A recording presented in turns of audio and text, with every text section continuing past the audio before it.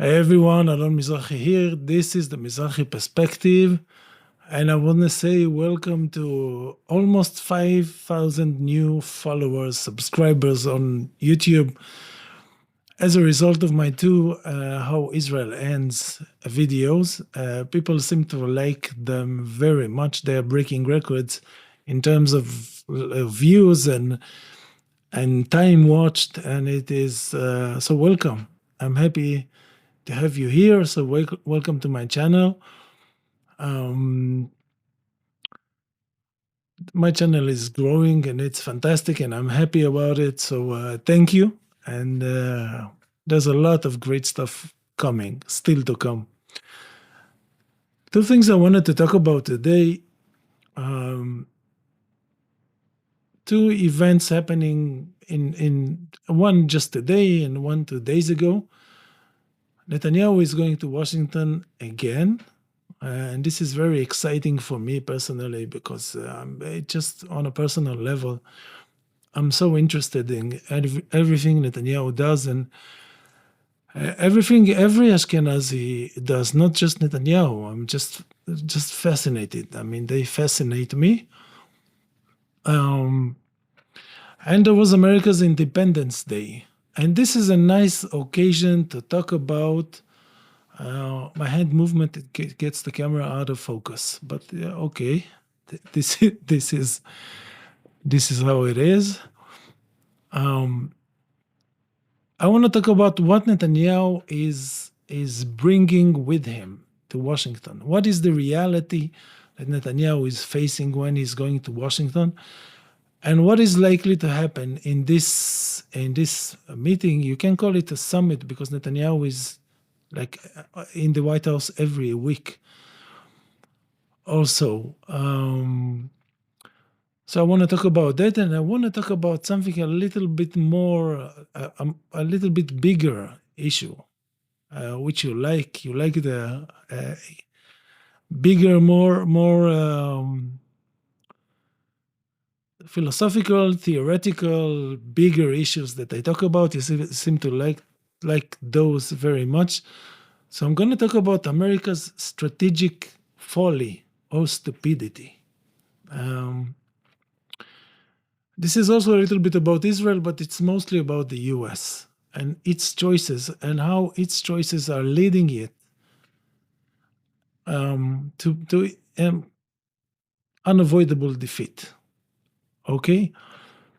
So I'm going to first start with Netanyahu, and because I have to market my Substack all the time, I also wrote a piece about America's Independence Day, and if you want to read my stuff, I put a link on my YouTube description, and you can also become members of the Mizrahi Perspective, which is a very prestigious club. So the link is also on my YouTube description, the Buy Me a Coffee app. You can become members, which is very nice. Okay, Netanyahu is going to Washington. And it's a good time to take an inventory, make a list of what Netanyahu and Israel have achieved in the last 2 years. This will help us to understand how Trump sees it, because we are all looking at the same reality. Basically, even we have ideological differences and different filters, we are looking at the same reality.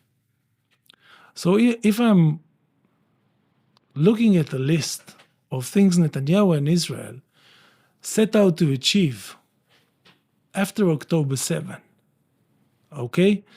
So I'm gonna count them. Netanyahu wanted to defeat Hamas, eliminate Hamas. Netanyahu wanted to destroy the Gaza Strip and ethnically cleanse the Palestinians. Netanyahu and Israel, they are synonymous. Okay, it's the same thing. Netanyahu is Israel, and Israel is Netanyahu. So Netanyahu wanted to ethnically cleanse the Gaza Strip, to settle Jews in the Gaza Strip instead of Palestinians. He wanted to destroy Hezbollah as a political force in Lebanon. He wanted to destroy Hezbollah as a military force in Lebanon and in the region. He wanted to finish the Houthis and stop their, incapacitate them in terms of shooting missiles at Israel and being a nuisance for Israel in the region, because Israelis are still going through their shelters a couple nights a week. I mean, the war is not over. So, and Netanyahu wanted to hit Iran hard, potentially start a regime change dynamic. Okay. So in terms of all these goals, and there was Assad in Syria, and what's happening there? I mean, as I see it, the situation in Syria is still very volatile and fluid. I don't think this al-Jolani guy is going to stay in power for a long time. This is my personal assessment. So I'm not going to talk about Syria now. Syria can change like in 2 days and be something else. So if we go over this list of Netanyahu objectives, of Israel's objectives, what have they been able to achieve out of this list? Have they defeated Hamas? No. Hamas is still killing IDF soldiers almost daily. Have they eradicated Hamas as a political power? Have they managed to make Gazans hate Hamas and want a different kind of political system? No. Have they managed to outlaw Hezbollah and make it an illegitimate political party in Lebanon? No. Hezbollah just had a major win in local elections a few months ago. It's strong, it's powerful, it's vibrant, it's an integral element of Lebanese politics. It's not going anywhere, so failure. Hezbollah has not disarmed, and it's not going to disarm. So again, failure. The Houthis still operate. Another failure. Iran is strong. It disrupted and derailed Israel's plan for a regime change, for a shock and awe kind of campaign. And another failure. And if the idea was to establish Israel as an unstoppable regional power that everyone must fear, we have failure there as well, because everybody has seen what Iran has done to Israel. And they can imagine what Iran can do to Israel. And remember, if Israel had the sense that it was winning the war, there was no way Israel would agree or request a ceasefire. Okay? If Israel felt like in a week or two, it was going to actually topple the Iranian system, they wouldn't agree to a ceasefire. They wouldn't ask for a ceasefire. Israel only initiated or agreed or was dragged into a ceasefire because it was losing. There's no other scenario in which I can see a scenario where Iran is winning and still agreeing to a ceasefire because the Americans are promising Iran this and this and that. To stay out of it, to do something to stop the genocide in Gaza, or because they made their point. They are not in a war to finish Israel at this moment, and they say, okay, we can stop. But not Israel. I mean, the talk in Israeli media studio was Iran is about to fall every minute. And we've assassinated this and terminated that. And the opposition is so powerful and people hate the government. All of this has turned out to be utter nonsense. Now is Ashura in Iran. And the the atmosphere this year, the way they are having this occasion, this religious holiday, is more Iranian, more national, even nationalistic than ever. Iran has come together. It is strong. It is united. So the opposite of what Israel wanted to achieve actually happened in reality.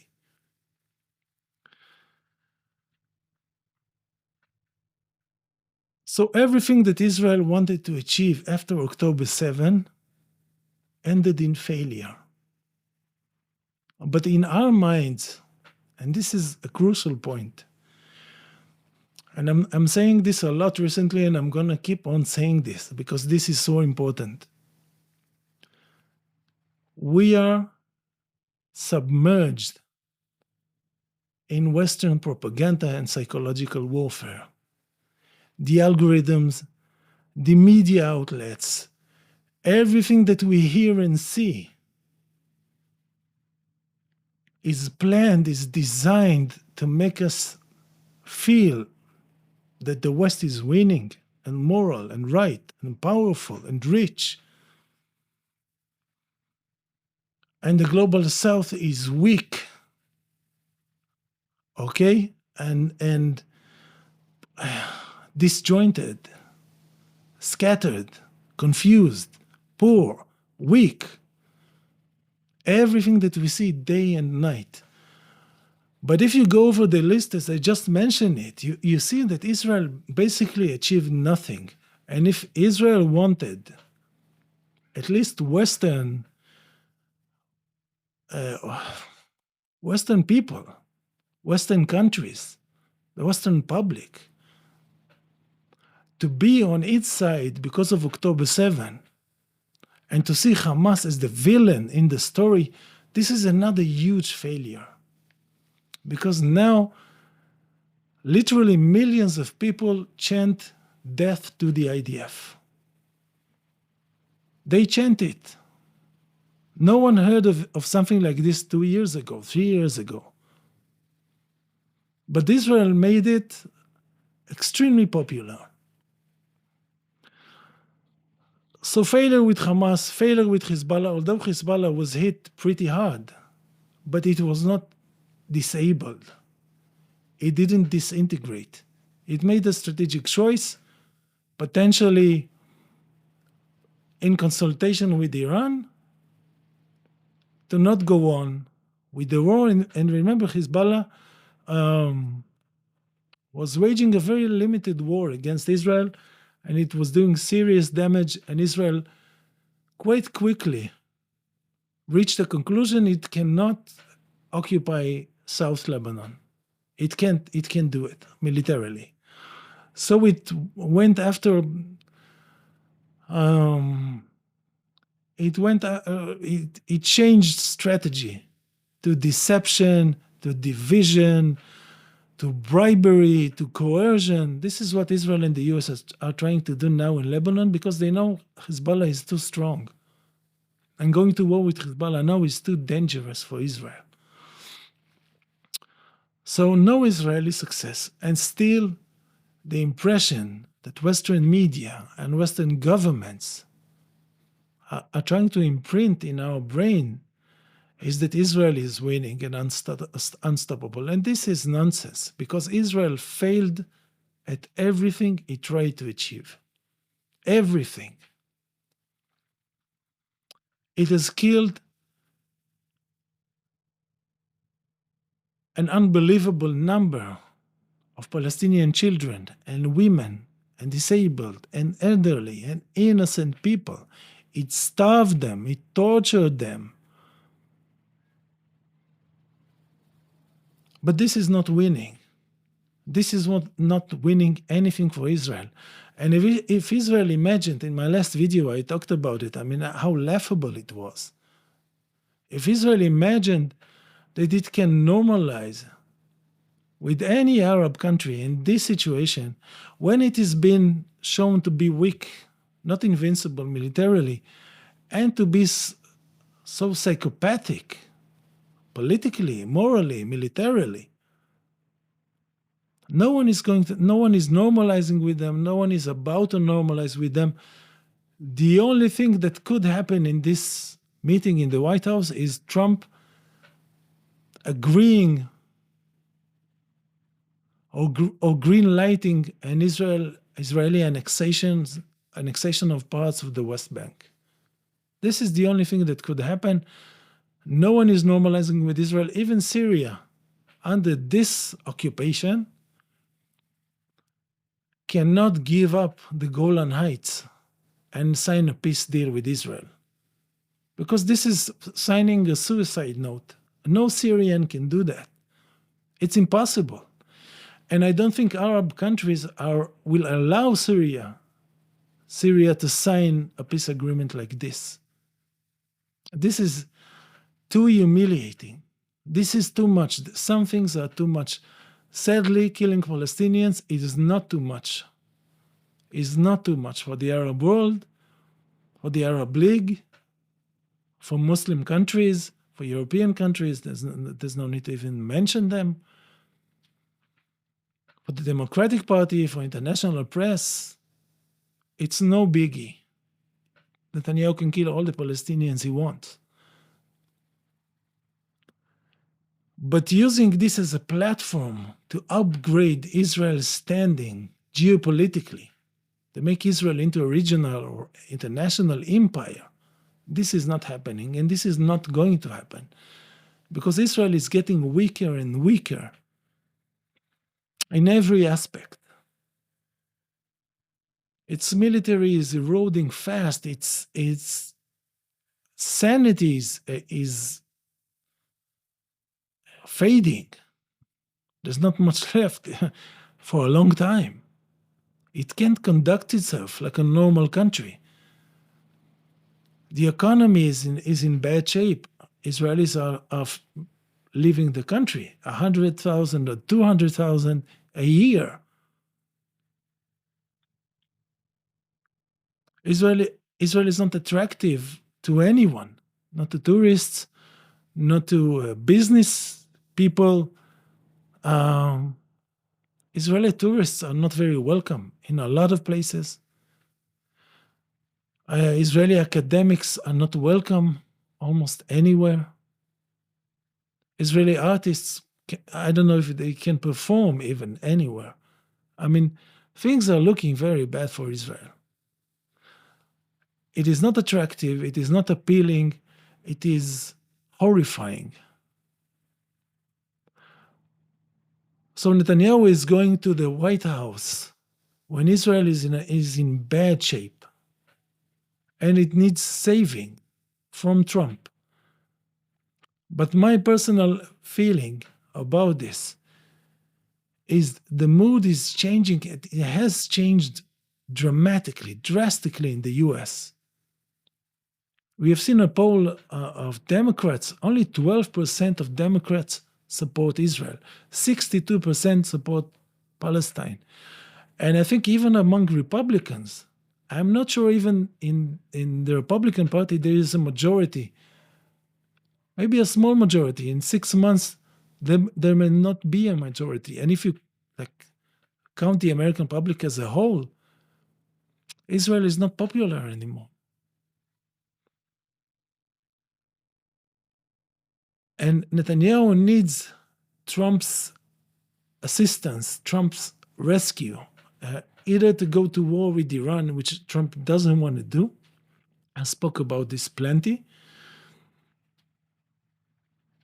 Or to do other stuff, all kinds of shenanigans and deceptions and use soft power to help Israel delay and defer the judgment and meeting with reality. Maybe they can convince Giuliani to say something like this. Maybe they can push the Lebanese government to say something like that. This is using the American might for nothing, for nonsense.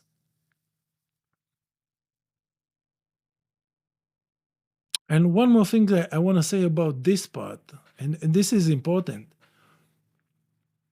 before I move on to talk about American strategic folly or stupidity.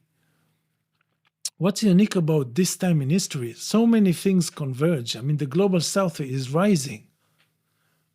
It is more energetic, it is more moral, it is younger, it is hungrier. It knows justice and morality. It wants to decolonize, it wants independence. It wants to be treated as an equal. It has money, okay? It has resources, it is organizing. The West is old, it is rigid, it is not in its prime. It's far from its prime. Okay, it's way over its prime. It has hardly any energy. It has very little military power. And this, I'm saying this, and people find it hard to believe. But I'm telling you that the US today cannot go to any serious war with anyone. They can't. They can't go to war with Iran. Their only power is intimidation. If they have to actually use their power, they will be not defeated immediately, but they will be seen in a human light of vulnerability and maybe lose a battle here and a war there. And this is something that they don't want, especially now when the entire American project is in the balance. People already know that the US is not what it says it is. People are more political. I mean, even in the US, but especially outside the US. So war is kind of out of the question now, unless something, I don't know, extremely unusual happens. But what I wanted to say is, in this era where so many factors converge, there's one element that I don't know if anyone talks about, but we need to remember this. This is the first time since Israel's inception that Arabs have more money than Jews. Okay, I'm saying this bluntly. Arabs today have more money than Jews. Gulf states have so much wealth, no group of Jewish billionaires can compete with that. It's a no contest. They can't compete with that.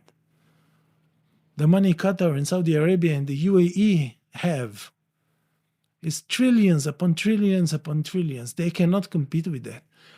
And for someone like Trump, who is not very ideological, he's not very loyal, he loves money, he loves to be seen as a winner.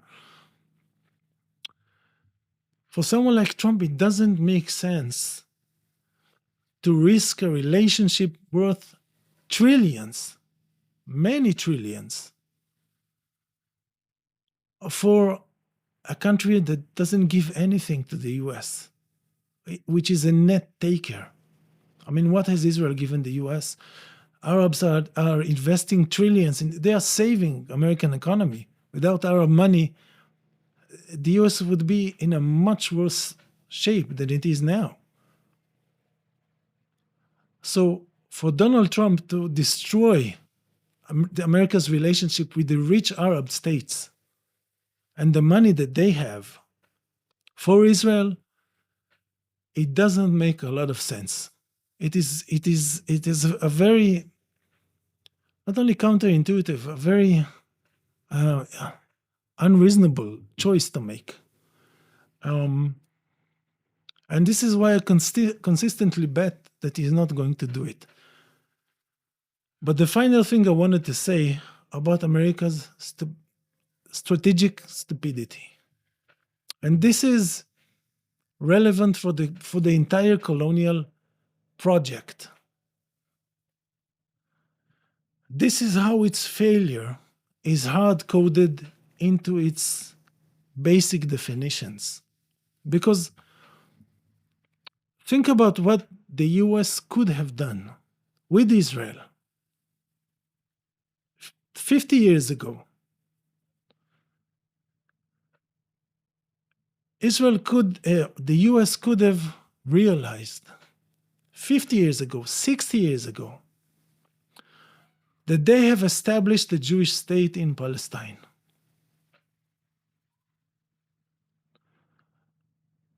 But looking at this like over the long run, through diplomacy, through nurturing good ties with Arab people and Arab governments, there was a path to normalcy, to normalization. They could contain Israel.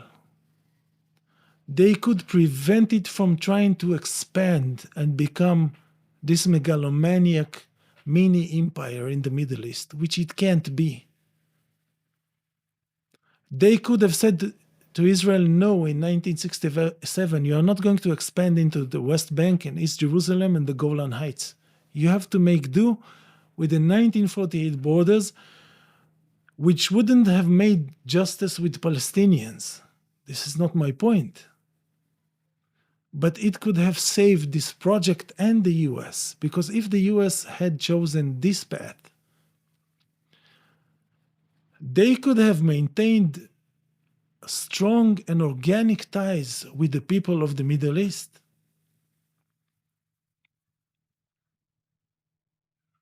And Israel wouldn't have become this deranged, because it would have met reality. But what the US did was the opposite. The US has chosen to side with Israel and to risk its relations with the entire Middle East. Because to help Israel, or to stand with Israel, as Israel seeks to become this empire, it is not enough just to safeguard this small country in the 1948 borders with like serious threats to all parties involved. Don't destroy it, don't touch it. This is ours. You have to respect it. To support Israel in its journey, its messianic and megalomaniac journey to grandeur, to being an empire, a Jewish empire in the Middle East, now the Americans had to corrupt Egypt. Now they have to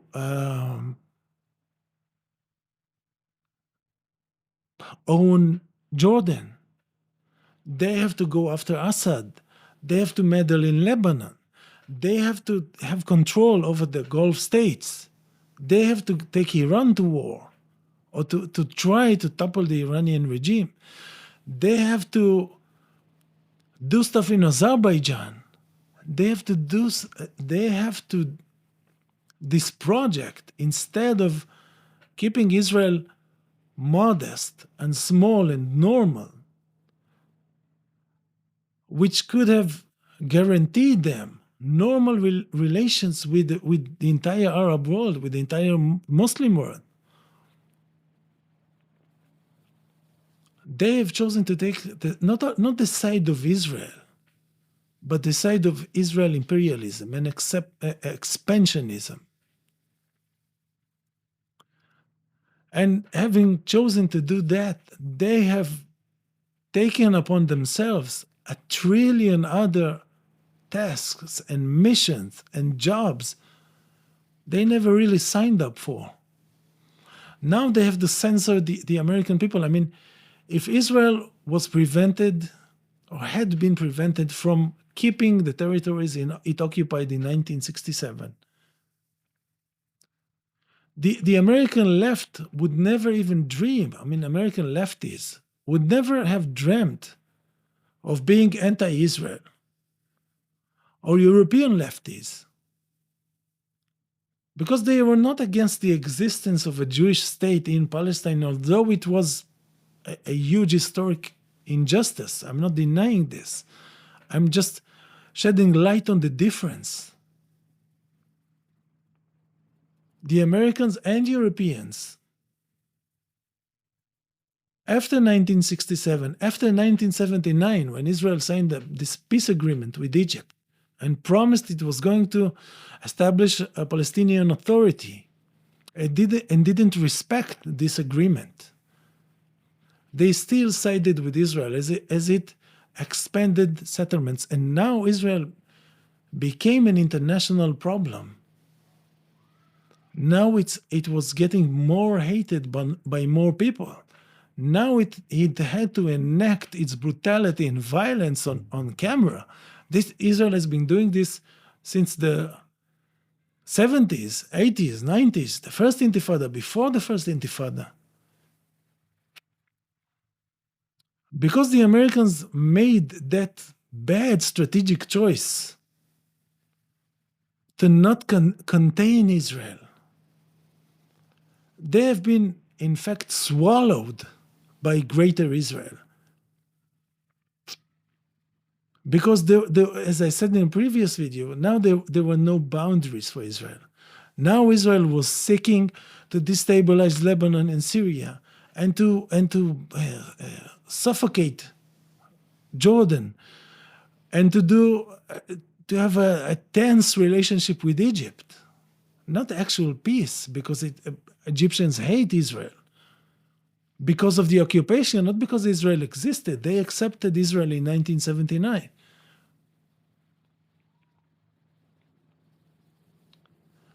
And this brings the US, this bad strategic choice, brings the US to 2025 in a state of almost fascism.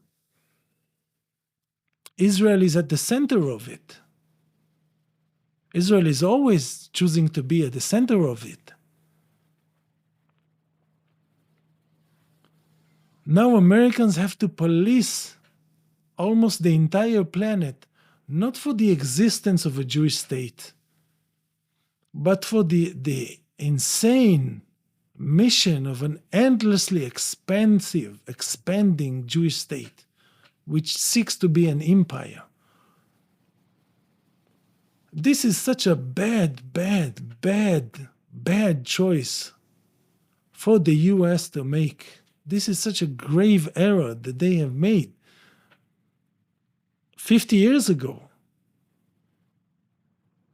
Instead of saying to Israel, enough, you cannot grow, you cannot expand, this is it. This is enough injustice, this is enough insanity, this is enough ethnic cleansing, this is enough international problems, because moving millions of people in the Middle East and being the cause of the organizations like the PLO or Black September or all the resistance organizations, this is not just a problem for Israel, this is a problem for the entire region. This is a destabilizing impact on the entire region, on Europe, on the US, on other countries. But because they chose not to stop Israel when they could stop it, they have been dragged deeper and deeper and deeper into this insanity. And now they have defended settlements in the West Bank and settlements in East Jerusalem, and they have to censor their own people. They have to censor their universities and their schools and the municipalities and the unions, and in Europe and in Australia and in Canada. This is everything the entire West is doing now. It is policing Westerners for Israel's apartheid, genocide, and expansionism, for settlements, for genocide, for ethnic cleansing, not for the existence of Israel. And this is such an absurd and counterintuitive and stupid choice to make. Why would you make such a choice? This is so stupid. This is so stupid. This cannot but get you into more and more trouble. I mean, think about all the resources this consumes. They have to make endless meetings about how to defend Israeli this and Israeli that, how to provide Israel with this and with this and with that, how to solve Israel's economic problems and military problems and diplomatic problems and reputation problems, and Jewish communities feel unsafe, and students are protesting, and people are angry, and they need to censor the media. All of this for what? Because they were stupid 50 years ago and corrupt all along. And now they can't pull back. I'm just going to finish with saying, as I see it, the reality I see is the US is beginning to feel like it's had enough. Like it doesn't want to do more. I mean, Israel almost dragged the US into a war that would have cost it trillions, that would have cost thousands and thousands of American lives, that would have endangered Americans in a million ways, that would have derailed the American economy, that would have destroyed American reputation further, that would have destroyed the Persian Gulf, that would have endangered Arab regimes. For what? When Israel is the country having nuclear weapons, and everybody knows that Iran doesn't have them, if they had any belief, if they had believed that Iran was very close to a nuclear weapon, would they have attacked Iran? I mean, this is so stupid. Would you declare a war of annihilation and regime change on a country when it's this close to an atomic weapon? How does this make sense to anyone? But Israel doesn't make sense to anyone. And my feeling is Trump is beginning to not want to continue doing this anymore. And he will not give Netanyahu the Zelensky treatment yet. And they may spin it as a successful visit, and then they may make some stupid announcement. But look at what's happening. Look at reality, not at PR. There is no defeat of Hamas. There is no delegitimization of Hezbollah in Lebanon. It's not going to happen. Hezbollah won't disarm. No country is supporting the ethnic cleansing. No one is normalizing with Israel. Iran is strong and united. The public opinion in the world is so disgusted with Israel. This is the reality. So focus on the reality, not on the PR. And again, I want to say that what I think is happening is Trump is not going to risk more American assets, dedicate more time, more energy, more work for Israel, because this is a net loss. He already knows Israel is not headed in a positive direction. I mean, it's clear. And I think we're going to see echoes of that in this visit. And this is all I had to say today. See you in the next video, and we hope to have some good news. Thank you.